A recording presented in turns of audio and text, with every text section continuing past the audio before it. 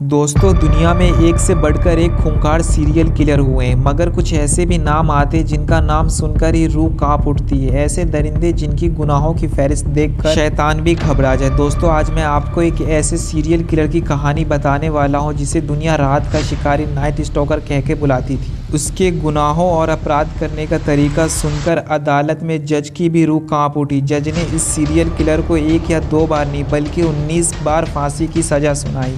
दोस्तों, इसने इतनी बुरी तरीके से हत्याएं की जिसे सुनकर लोगों की आत्मा भी कांप जाती है। दोस्तों, ना केवल इसने हत्याएं की बल्कि इतनी बुरी तरीके से मासूम बच्चियों और लड़कियों का रेप किया जिसे सुनकर आप सहम जाएंगे। आइए जानते हैं इस सीरियल किलर की पूरी कहानी को विस्तार में। Welcome back guys, story king presenting night stalker. 29 फरवरी 1960 को एक बच्चे की पैदाइश होती है जिसका नाम रिचर्ड रेमिरेज रखा जाता है।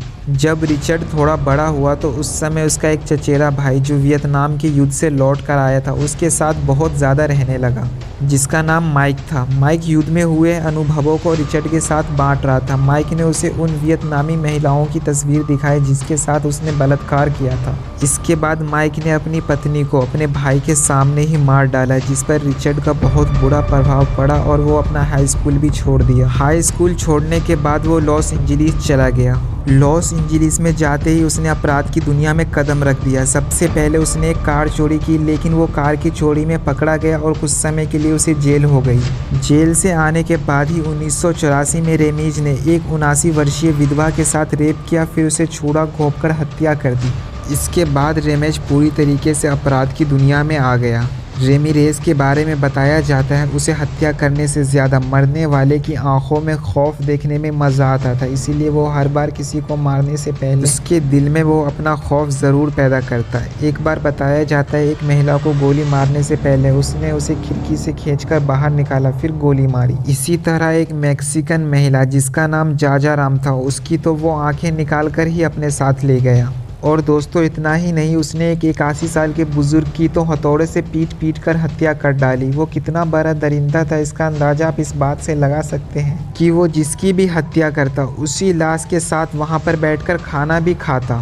और दोस्तों, हर बार हत्या करने के बाद वो एक खास तरह का निशान छोड़ता था। इस निशान का मतलब होता है शैतान जिंदाबाद। वो अक्सर दीवार पर या फिर लाश के पैर पर ये निशान छोड़ जाता। दोस्तों, एक खास बात उसकी ये थी कि वो हत्या के लिए हर तरीके का इस्तेमाल करता था। गन, चाकू, कुल्हाड़ी, हथौड़ा, तलवार उसे सब चलाना आता था। दोस्तों, वो इतना बड़ा दरिंदा था कि उसने बच्चों को भी नहीं बख्शा। उसने कई बच्चों के साथ यौन शोषण किया, फिर उसे भी मौत के घाट उतार दी। अगस्त 1985 में रेमिरेज कैलिफोर्निया के एक घर में घुसा। उसने बिल कॉन्स नाम के एक शख्स के सर में 3 गोली मार दी। इसके बाद उसकी मंगेतर जिसका नाम एरिक्सन था उसके साथ रेप किया और उसे खूब मारा। बाद में उसे बांध दिया। उस महिला से शैतान जिंदाबाद का नारा भी बुलवाया।